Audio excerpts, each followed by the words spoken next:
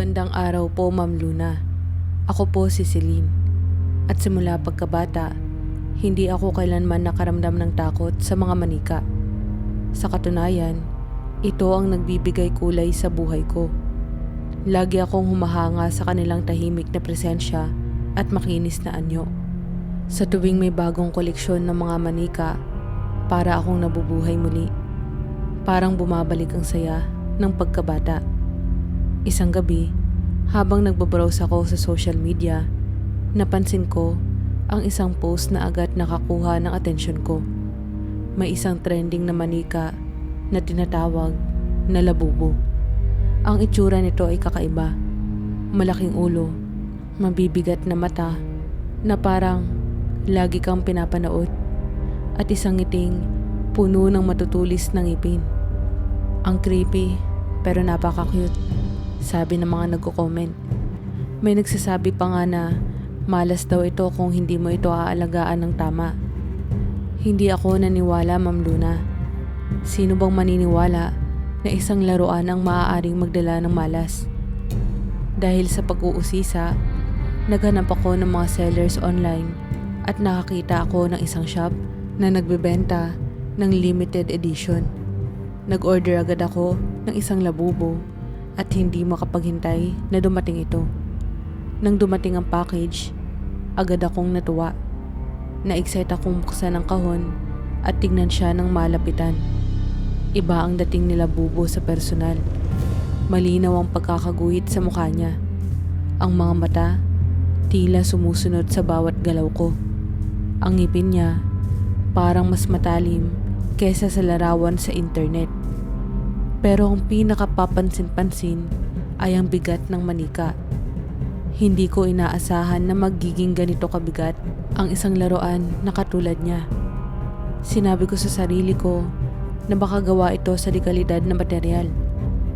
Nilagay ko siya sa gitna ng shelf sa kwarto ko, kung saan nakadisplay ang iba ko pang mga manika. Bagay ka dito, bulong ko sa sarili ko habang inaayos ang kanyang posisyon. Habang tinitignan ko siya, napansin kong parang sobrang tahimik ng kwarto. Parang biglang nawala ang ingay ng hangin sa labas o ang tunog ng sasakyan sa kalye. Pero hindi ko pinansin. Iniisip ko na siguro ay masyado lang akong nakatuon kay Labubo. Habang nagtatakip silim na, napansin kong parang nagbabago ang kwarto. Ang mga anino sa dingding, mas naging mahaba at mas nagiging mas nakakatakot ang anyo. Inisip kong baka guni-guni lang iyon.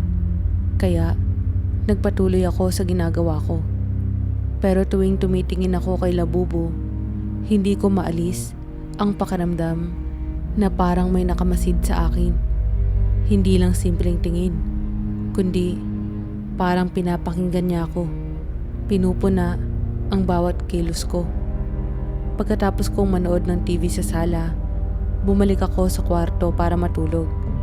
Binuksan ko ang ilaw at doon ko napansin na hindi na nakaayos ng tama ang posisyon ni Labubo.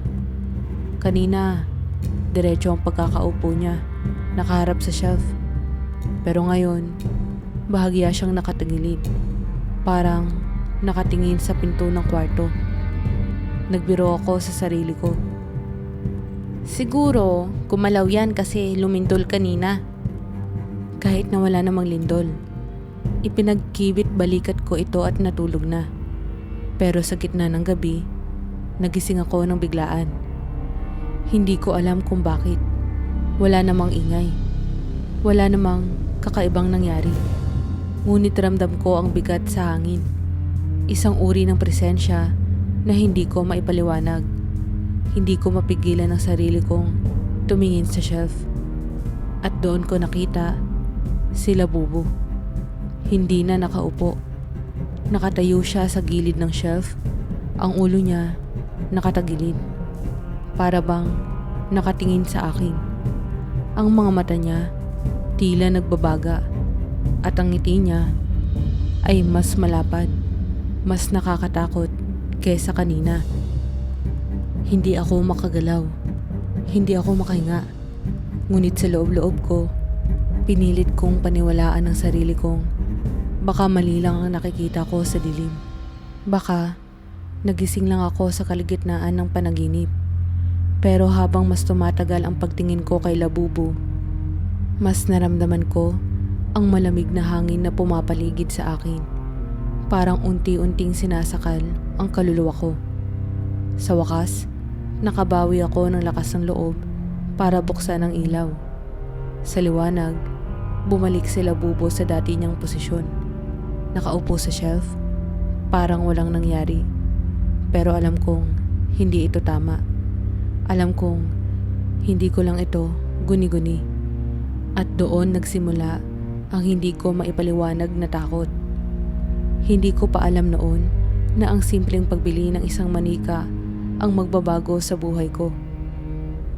Makalipas ang ilang araw, tila nagiging obsesyon na ang pagkolekta ko ng Labubu.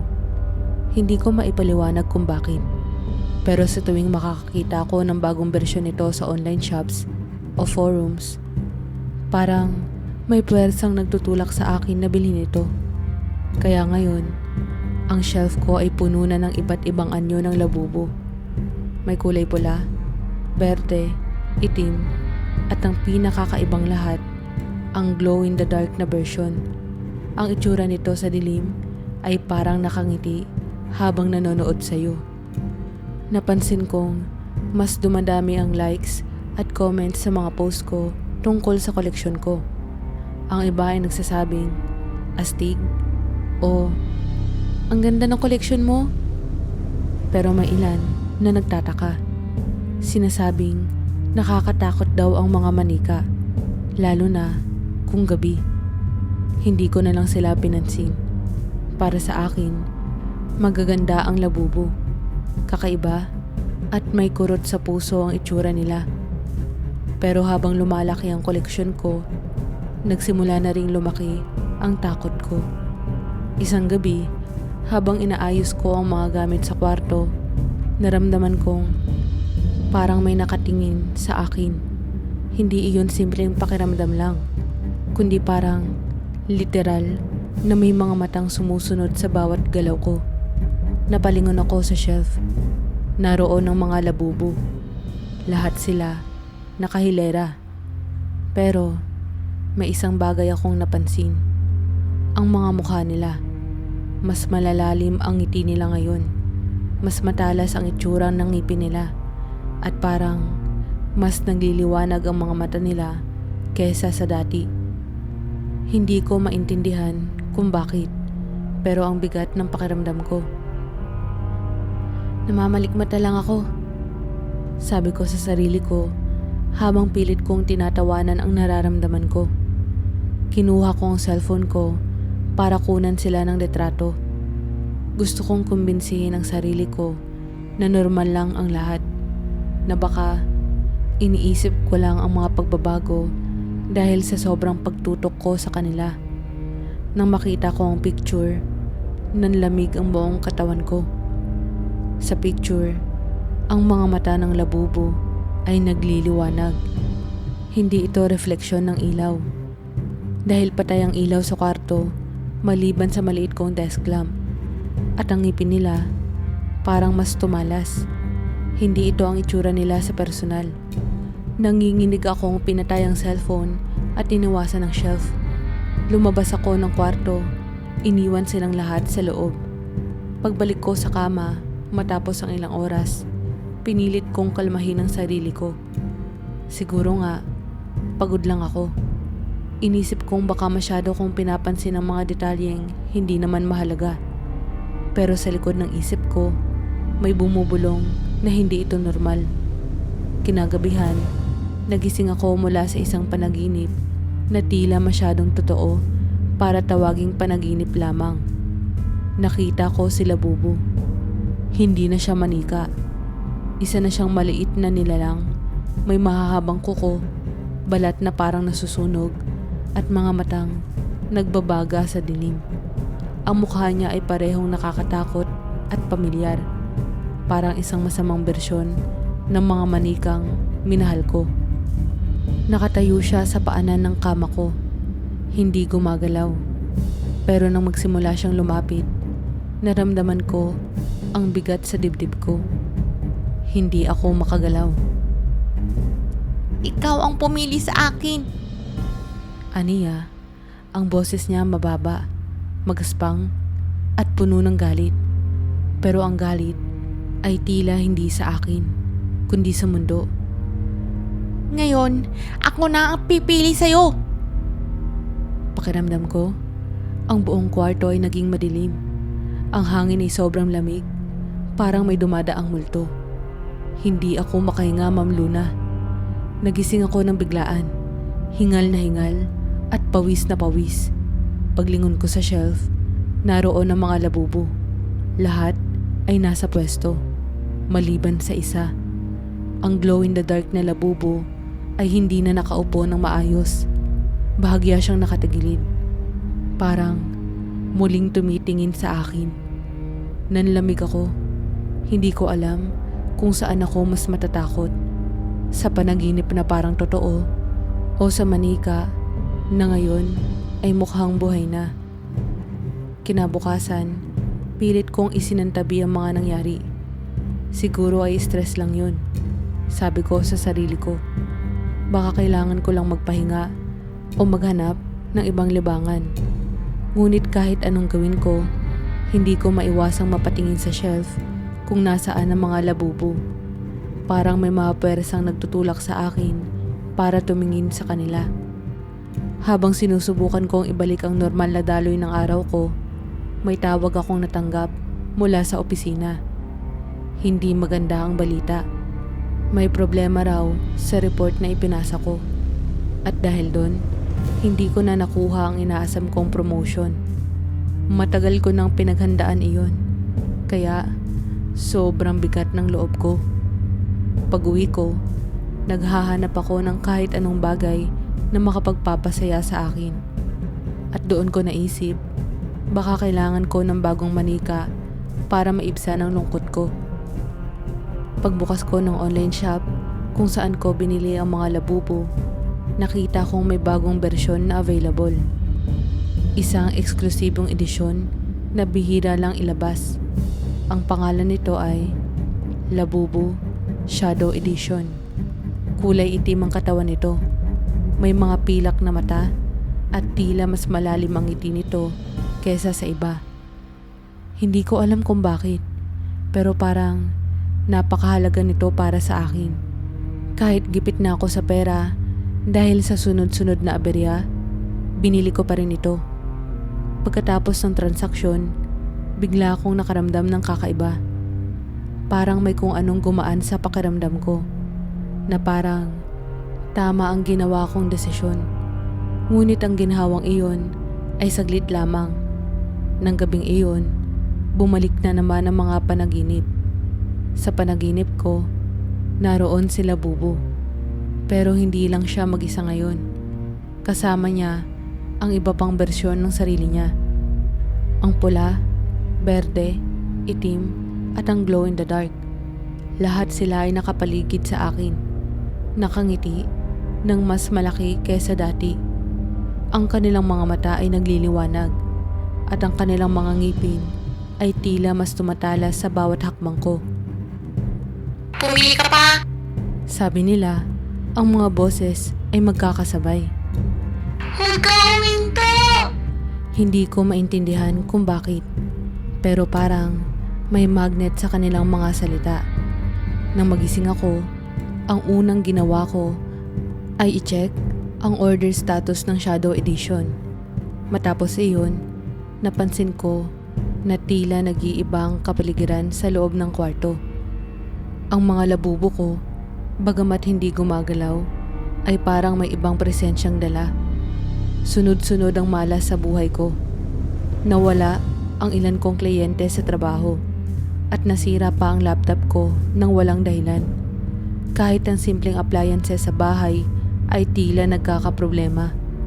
Ngunit sa kabila ng lahat ng ito, isang bagay ang napansin ko. Hindi ako makabitaw sa mga labubo. Parang habang mas dumarami sila, mas lumalakas ang kapit nila sa akin. Lumabas ako ng kwarto para huminga ng sariwa. Ngunit nang muling bumalik, napansin kong iba na ang ayos ng shelf. Ang glow-in-the-dark na labubo na dapat nasa pinakataas ay ngayon nasa gitna ng hilera. Sa ilalim niya, nakapwesto ang pula, berde at itim na labubo. Parang sinadya ang kanilang posisyon. Parang may kahulugan na hindi ko maipaliwanag. Doon ko napagtanto na hindi ito basta-bastang malas. May mas malalim na nangyayari, pero hindi ko alam kung paano ito sisimulan na unawain. Sa sumunod na gabi, bumalik na naman ang panaginip. Pero ngayon, mas malinaw. Nakita ko ang sarili kong nakatayo sa harap ng shelf. Hawak ko ang bagong dating na Shadow Edition. Pero hindi ito nananatili bilang manika. Sa halip, unti-unti itong nagbabago. Lumalaki, gumagalaw. Ang mga mata nito ay naging butas na naglalabas ng itim na usok. At ang ngiti nito ay bumukas. Sapat na malaki para lamunin ako ng buo. Kasama mo kami. Bulong nito. Wala nang ibang magmamahal sa'yo. Nagising ako nang nanginginig. Ngunit ramdam ko na parang ang hangin sa kwarto ay mas malamig kaysa dati. Napatingin ako sa shelf at doon ko napansin ang isang bagay na nagpahinto sa tibok ng puso ko. Ang bagong dating na labubo, ang Shadow Edition, ay naroon na sa shelf. Pero hindi ko pa naman natatanggap ang package nito mula sa delivery driver. Gising akong nakatitig sa Shadow Edition na wala namang dapat naroon. Ramdam ko ang bigat ng hangin sa kwarto. Parang ang bawat paghinga ko ay pinipigilan ng hindi nakikitang puwersa. Sinubukan kong kumalma. Pilit na iniisip na baka guni-guni ko lang ito o baka iniwan ko ito sa shelf nang hindi ko namamalayan. Pero hindi ito posible. Alam kong wala pa ang Shadow Edition sa mga kamay ko. Dahan-dahan akong tumayo. Naglalakad papunta sa shelf.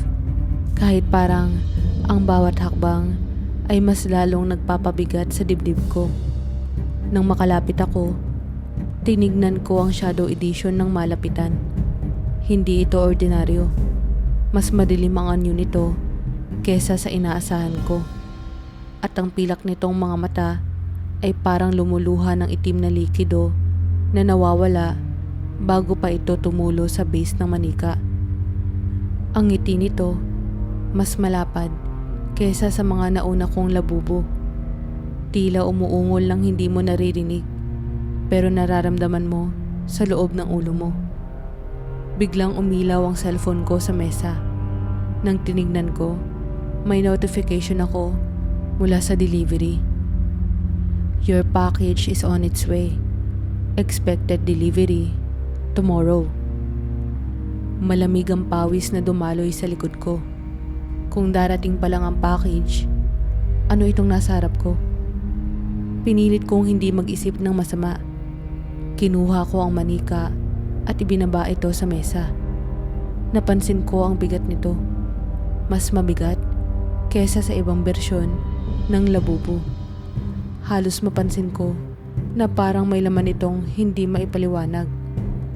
Sinubukan kong kalmahin ang sarili ko. Ipikit ang mga mata at bumilang hanggang 10. Pagdilat ko, wala namang nagbago. Naroon pa rin ang Shadow Edition. Nakangiti. Parang mas malapit pa ngayon. Nilagay ko ito sa kahon at inilagay ang kahon sa pinakailalim ng cabinet ko. Ayoko muna itong makita. Sa mga sumunod na araw, sunod-sunod ang malas sa buhay ko. Tila nawawala na ng saysay ang trabaho ko. Nawalan na ako ng tiwala mula sa mga boss ko dahil sa mga pagkakamali ko na hindi ko alam kung paano nangyari. Pati ang mga kaibigan ko, isa-isang lumayo. Hindi ko alam kung ako ba ang naging malamig o sila ang umiwas. Parang bawat aspeto ng buhay ko ay unti-unting nadudurog. Ang tanging natitira sa akin ay ang mga labubo. Kahit hindi ko gustong tanggapin, parang sila na lang ang nagbibigay ng kaginhawaan sa akin. Kahit sa nakakatakot nilang anyo. Ngunit sa bawat gabi, ang kanilang presensya ay tila lumalakas. Isang gabi, nagising ako sa tunog ng mahihinang kaluskos mula sa cabinet. Naalala ko ang Shadow Edition na nakalagay doon. Ayokong buksan ang pinto ng cabinet, pero hindi ko rin mapigilan na lapitan ito. Nang buksan ko ang cabinet, naroon ang kahon, pero tila bumukas na ito ng mag-isa. At ang Shadow Edition, wala na sa loob. Narinig ko ang mahihinang yabag sa likod ko. Tumalikod ako ng mabilis at halos mabitawan ko ang hininga ko. Naroon ang lahat ng labubo sa shelf, pero ang mga ulo nila ay nakaharap na ngayon sa pinto ng cabinet. Lahat sila parang inaabangan ang paglabas ko ng manika. Pilit kong isinara ang cabinet at bumalik sa kama, pero hindi ako nakatulog. Sa dilim, naramdaman kong parang may gumagalaw sa kwarto. Hindi ko alam kung ang mga labubo ba iyon o ang imahinasyon ko. Kinabukasan, napansin kong may mga kakaibang marka sa katawan ko. Parang maliliit na kalmot sa balikat at sa likod. Hindi ko alam kung saan nanggaling ang mga iyon. Sinubukan kong wag mag-focus sa takot. Pero habang tumatagal, mas lalong nagiging masakit ang presensya ng mga labubo sa buhay ko. Isang gabi, habang nakahiga, nakita kong dahan-dahang umiilaw ang mga mata ng glow-in-the-dark na labubo sa dilim. Hindi ko alam kung totoo ba iyon o panaginip. Ngunit sa panaginip ko ng gabing iyon, muling bumalik ang Shadow Edition. Ngayon, hindi lang siya nakatayo. Kumilos siya. Nilalakad ang gilid ng kama ko habang ang iba pang labubo ay nakapaligid sa akin. Nanonood, nagmamasid. Ang Shadow Edition ay yumuko sa mukha ko at nagsalita sa parehong mababa ngunit malinaw na boses. Ang liwanag mo'y mawawala. Kasama mo kami. Sa amin, ikaw ay magiging buo. Nagising ako na halos hindi makahinga. Ang pawis ko ay umaagos sa noo ko. Nang tumingin ako sa shelf, napansin kong may isa na namang nawawala sa mga labubo. Ang glow in the dark. Wala na sa pwesto nito. Ngunit sa gilid ng kama ko, may aninong kahugis niya na parang gumagapang papalapit sa akin. Nasa sukdulan na ako ng takot. Ilang gabi nang hindi ko maintindihan kung ano ang totoo at hindi. Ang bawat galaw ng mga labubo sa panaginip at pagising ay nagdudulot ng mas malalim na pagkabagabag. Sa wakas, nagdesisyon ako na tapusin ang lahat ng ito. Kailangan ko nang itapon ng mga labubo. Una kong inisip na baka kaya ko silang ibenta ulit online. Ngunit, agad kong naalala ang mga nangyayari sa akin. Ayokong ipasa sa iba ang sumpa. Kung ito nga ay sumpa. Kaya, sinarili ko ang desisyon. Kailangang mawala sila. Kailangan na hindi na sila bumalik kahit kailan. Kinabukasan, nag-empake ako. Kumuha ko ng malaking kahon at isa-isang inilagay ang mga labubo. Bawat manika, habang hawak ko, ay parang mas nagiging mabigat. Ang kanilang presensya ay parang nagsisiksikan sa paligid ko. Nagpapabigat ng hangin. Habang iniayos ko sila sa kahon, hindi ko mapigilan ang pakiramdam na parang nagmamasid sila sa akin. Na parang alam nila ang gagawin ko. Nang maisara ko na ang kahon, ramdam ko ang konting ginawa. Ngunit ang ginhawang iyon ay agad na napalitan ng bigat ng kaba nang marinig ko ang mahina, halos pabulong na tunog mula sa loob ng kahon. Hindi ito tunog ng manika na kumikis-kis sa karton. Parang boses. Isang mahinang tawa. Alam namin. Mahina, ngunit malinaw ang boses. Hindi ko na binuksan ang kahon. Pilit kong isinara ang isip ko sa takot at dinala ito palabas. Dinala ko ang kahon sa pinakamalayong dam site na alam ko. Gabi noon at halos wala ng tao sa daan. Habang nagmamaneho, ramdam ko ang bigat sa likod ng sasakyan. Ang kahon ng mga labubo, parang may sariling buhay. Minsan, naririnig ko ang kaluskos sa likod. Pero sinasabi ko sa sarili ko na baka nadadaanan lang ng hangin ng kahon. Pagdating ko sa dam site, halos madilim na madilim ang paligid. Walang ibang ingay maliban sa kaluskos ng mga basura at ang mahinang tunog ng mga ibon sa gabi. Ang buong lugar ay parang nawalan ng liwanag, kahit pa may buwan sa langit. Binuksan ko ang trunk ng sasakyan at kinuha ang kahon. Ramdam ko ang malamig na hangin na tila humihigop sa lakas ko. Naglakad ako papunta sa pinakadulo ng dump site. Iniwasan ang mga tambak ng basura. Nang maabot ko ang pinakamalayong lugar, binuksan ko ang kahon at isa-isang inilabas ang mga labubo. Hindi ko sila tinitignan ng matagal. Hindi ko kayang tignan ang kanilang mga mata, lalo na ang Shadow Edition. Nararamdaman ko ang kanilang presensya. Parang nakatitig sa likod ko. Kahit pa nasa harap ko sila. Pasensya na. Bulong ko. Hindi ko alam kung bakit ako nagsusorry sa mga bagay na ito. Manika lang sila, di ba?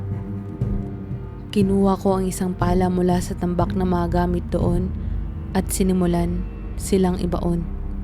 Habang dinidiktik ko ang lupa sa ibabaw nila, tila naririnig ko ang mahina ngunit malinaw na mga bulong. Papalik kami. Papalik kami. Hindi ko alam kung imagination ko lang iyon. Ngunit natapos ko ang ginagawa ko. Nagmadali akong umalis. Habang nagmamaneho pa uwi, naramdaman ko na mas magaan ang pakiramdam ko. Akala ko tapos na ang lahat. Pagdating ko sa bahay, nilak ko ang pinto. Huminga ng malalim at sinubukan kalimutan ang lahat ng nangyari. Ngunit bago ako makarating sa kwarto, nakaramdam ako ng kakaibang lamig sa hangin. Tumayo ang balahibo ko at parang may aninong gumalaw sa gilid ng mata ko. Pagpasok ko sa kwarto, halos mabitawan ko ang cellphone kong hawak. Naroon ang mga labubo sa shelf. Nasa parehong ayos tulad ng dati, pero may kakaiba. Ang Shadow Edition ay nasa gitna. Mas nangingibabaw ang presensya. Ang mga mata ng glow in the dark ay nagliliwanag sa dilim kahit nakabukas ang ilaw. Nanlambot ang tuhod ko, Ma'am Luna. Tumakbo ako palabas ng kwarto. Pero hindi pa man ako nakakarating sa pinto, ay narinig ko ang mahihinang yabag sa sahig. Parang maraming paa na sabay-sabay gumagalaw. Nang lumingon ako, nakita ko ang lahat ng labubo ay wala na sa shelf. Nasa sahig sila, nakatayo, nakatingin sa akin. Nang sumunod na gabi, hindi ko na kinaya ang takot. Napagod na ako, kaya nakatulog ako kahit nagtataka kung paano ko nagawa iyon. Ngunit ang panaginip ko, kung panaginip nga iyon, ay mas malinaw at mas nakakatakot kaysa dati. Sa panaginip, nakita ko ang sarili kong nakatayo sa dump site. Hawak ang Shadow Edition. Hindi na ito manika. Isa na itong buhay na nilalang. Mas malaki, mas mabangis, at may mahahabang kuko. Nasa paligid nito ang iba pang labubo. Lahat ay umiikot sa akin habang tumatawa. Sinubukan mo kaming iwanan! Sabi ng Shadow Edition. Ang boses nito ay malamig, ngunit umaalingaw-ngaw. Pero ikaw ang pumili sa amin. Hindi ka na makakawala. Pagmulat ko ng mata, nasa kama na ako. Ngunit ramdam ko ang bigat sa dibdib ko. Nang tumingin ako sa paligid, nakita ko ang mga labubo. Nakapwesto sa sahig, nakapaligid sa kama. At ang Shadow Edition, nakatayo sa dibdib ko. Nakangiti. Ang mga mata ay parang nagbabaga. Nagising akong hingal na hingal. Ang buong katawan ko ay nanginginig at balot ng malamig na pawis. Ang una kong napansin ay ang bigat sa dibdib ko. Wala na ang Shadow Edition na tila nakatayo roon. Wala na rin ang ibang labubo sa sahig. Salip, bumungad sa akin ang isang nakakagulat na tanawin. Ang lahat ng manikang labubo nakasalansan ng maayos sa shelf tulad ng dati. Pinilit kong bumangon mula sa kama. Ngunit pakiramdam ko ay parang hindi pa rin ganap nagising ang utak ko. Panaginip lang. Bulong ko sa sarili ko. Pilit na kinukumbinsi ang isip ko na totoo yun. Ngunit sa likod ng utak ko, naroon ang tanong. Panaginip nga ba? Tumayo ako at lumapit sa shelf. Ang mga labubo, bawat isa sa kanila ay mukhang tahimik at walang kagalaw-galaw. Ang glow-in-the-dark na bersyon, bagamat nakakakilabot, ay parang ordinaryo lang. Ang Shadow Edition, nakapwesto ito sa gitna ng hilera, tulad ng dati. Walang kakaiba. Ngunit sa bawat hakbang na papalapit ako, parang mas lumalamig ang hangin. Mas bumibigat ang pakiramdam ng paligid. Hindi ko mapigilang mapansin ang detalye ng kanilang mga mukha. Parang mas malalim ang mga mata kaysa dati. Mas pino ang mga ukit sa kanilang ngiti. Ang bawat ngipin tila mas matalas. Pero wala silang galaw. Wala silang ginagawa. Napabuntong hininga ako. Panaginip nga lang lahat. Ulit ko sa sarili ko. Ngunit kahit anong ulit, parang may hindi tama. Lumabas ako ng kwarto. Nagpunta sa banyo at nanghilamos. Gusto kong burahin ang bigat sa pakiramdam ko. Nang tumingin ako sa salamin, napansin kong mas maputla ako kaysa dati. Ang mga mata ko may madilim na bilog sa ilalim. Parang hindi na ako nakatulog ng maayos sa loob ng maraming araw. Habang nakatingin ako sa salamin, biglang may narinig akong tunog mula sa kwarto ko. Isang mahina, ngunit tiyak na kaluskos. Nanindig ang balahibo ko. Napaisip ako kung dapat ko bang balikan ang kwarto o hayaan na lang. Ngunit sa likod ng utak ko, may boses na bumubulong. Tingnan mo, baka may nagbago ulit. Dahan-dahan akong bumalik sa kwarto. Binuksan ko ang pinto ng marahan. Pilit na pinipigilan ang sarili ko sa paghinga. Ngunit nang tumingin ako sa shelf, naroon pa rin sila. Nakasalansan ng maayos. Wala namang kakaiba. Pero may naramdaman akong kakaiba sa sahig. Sa gilid ng mata ko, parang may gumalaw sa anino. Napatingin ako. Pero wala namang tao. Wala rin kahit anong bagay na dapat gumalaw. Sa labas ng bintana, tahimik ang gabi. Wala ni hangin o galaw ng mga dahon. Bumigat ulit ang pakiramdam ko. Para bang ang buong kwarto ay nanonood sa akin. Habang nakatayo ako roon, parang hindi ko maalis ang tingin ko sa shelf. Hindi ko alam kung bakit. Pero ang bawat segundo, parang mas tumatagal. Ang bawat manika, parang may presensyang tumatawag sa akin. Pakiramdam ko, lalo akong hinihigop ng mga mata nila. Hindi ko napigilan ang sarili, kaya inabot ko ang kamay ko para hawakan ang Shadow Edition. Pagdampi ng kamay ko sa manika, biglang nagbago ang paligid. Hindi ko maipaliwanag. Pero para akong nawala sa kwarto ko. Sa isang kisap mata, napunta ako sa isang madilim na espasyo. Isang lugar na puno ng mga anino na gumagalaw. Sa gitna ng lugar na iyon, naroon ang mga labubo. Hindi na sila mga manika. Lahat sila ay buhay. Lahat sila nakatingin sa akin. Hindi ka pagising. Sabi ng Shadow Edition. Ang boses nito ay malamig, halos parang hangin na may dalang bulong. Pinili mo kami. At ngayon, kami ang pipili kung kailan ka magigising. Pilit akong sumigaw.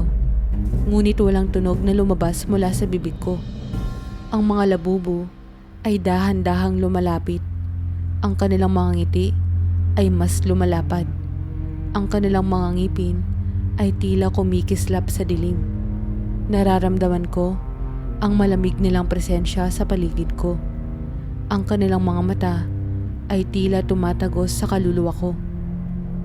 Pagkatapos, lahat ay naging itim. Muli akong nagising. Ang unang bagay na nakita ko ay ang kisame ng kwarto ko. Ang buong katawan ko ay basang-basa sa pawis. Ang puso ko ay tumitibok ng napakabilis. Napatingin ako sa shelf. Nakasalansan ng maayos ang mga labubo, tulad ng dati. Pero iba na ang nararamdaman ko. Pinilit kong bumangon. Nanginginig ang mga kamay.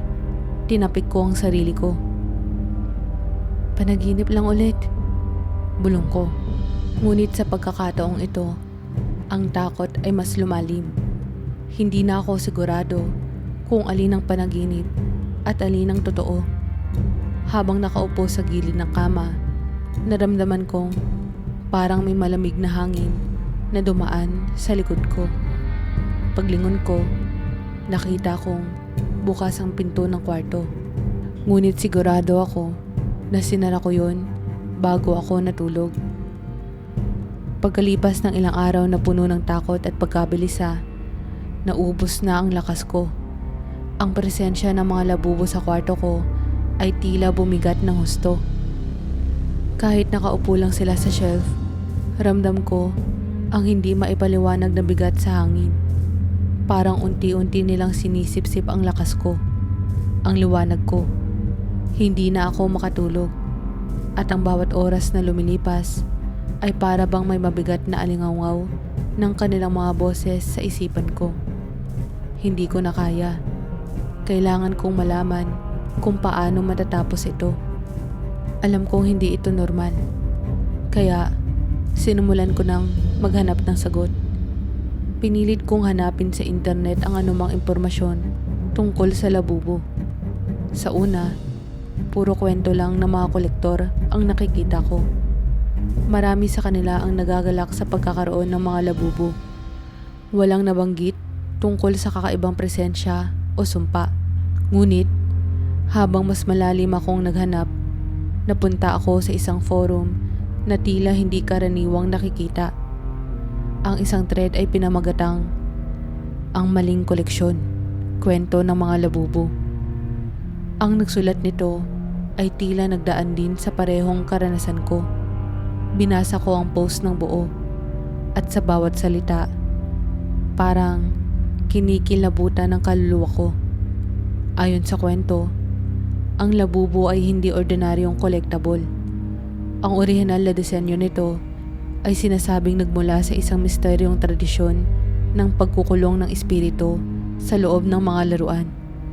Ang bawat manika ay itinuturing na sisidlan ng masamang presensya na maaaring lumakas kapag nakaramdam ng emosyon o takot mula sa may-ari.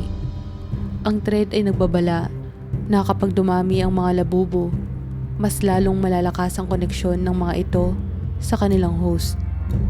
Napanganga ako sa takot habang binabasa ko ang tanging paraan para mapuksa ang presensya nila. Isang espesyal na ritual na kailangan gawin sa tulong ng pamilya. Dahil ang enerhiya ng dugo ng mag-anak ang tanging may kapangyarihang putulin ng koneksyon. Pagkatapos kong mabasa iyon, naramdaman ko ang bigat na tila pinagsakluban ako ng langit. Alam kong mahirap gawin iyon.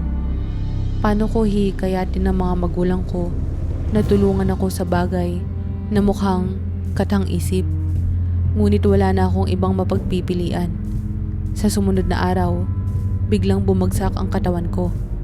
Nagsimula akong makaramdam ng matinding sakit. Masakit ang ulo ko. Parang pinipiga ang utak ko at ang katawan ko ay parang sinisindihan ng apoy sa loob. Naging mahirap ang bawat paghinga at pakiramdam ko, unti-unti akong nawawala. Nang makita ng mga magulang ko ang kalagayan ko, hindi na nila nagawang baliwalain ito. Agad silang pumunta sa bahay para alagaan ako. Ang nanay ko ay tahimik na nag-observe sa akin, habang ang tatay ko naman ay nagtanong kung ano ang nangyayari. Hindi ko na nagawang magsinungaling. Ikinuwento ko ang lahat. Ang pagbili ng mga labubo, ang panaginip, ang kanilang presensya na parang sumisira sa buhay ko. Sa una, hindi sila makapaniwala. Ang tatay ko ay halatang napapailing. Ngunit ang nanay ko, tahimik lang na nagmamasid sa mga manika sa shelf. "May kakaiba nga rito," sabi niya sa mahina, ngunit seryosong boses. "Hindi ito normal, anak." Kasama ang mga magulang ko, sinimulan naming hanapin ang mga lumang koneksyon ni nanay. Naalala niyang minsan siyang nakapunta sa isang albularyo noong bata pa ako. Nang magkaroon kami ng problema sa lupa na may kinalaman din sa mga kakaibang pangyayari, tumawag siya sa mga lumang kakilala at nagtangkang makipag-ugnayan sa albularyo. Habang naghihintay kami ng sagot, mas lumala ang sitwasyon. Ang sakit na nararamdaman ko ay tila mas bumibigat bawat araw. Ang kwarto ko ay mas lumalamig kahit hindi naka-aircon. At ang presensya ng mga labubo ay mas nagiging malapit. Minsan, nakikita ko silang gumagalaw mula sa sulok ng mga mata ko. Ang bahagyang pag-ikot ng ulo, ang bahagyang pagngiti na hindi ko mabura sa isipan ko. Isang gabi, habang natutulog ako sa kwarto ng magulang ko, hindi na ako pumupunta sa kwarto ko dahil sa takot.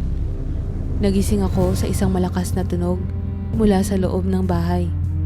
Nang tignan namin ang kwarto ko, nabuksan ang pinto nito ng mag-isa at ang shelf na pinaglalagyan ng mga labubo ay bumagsak.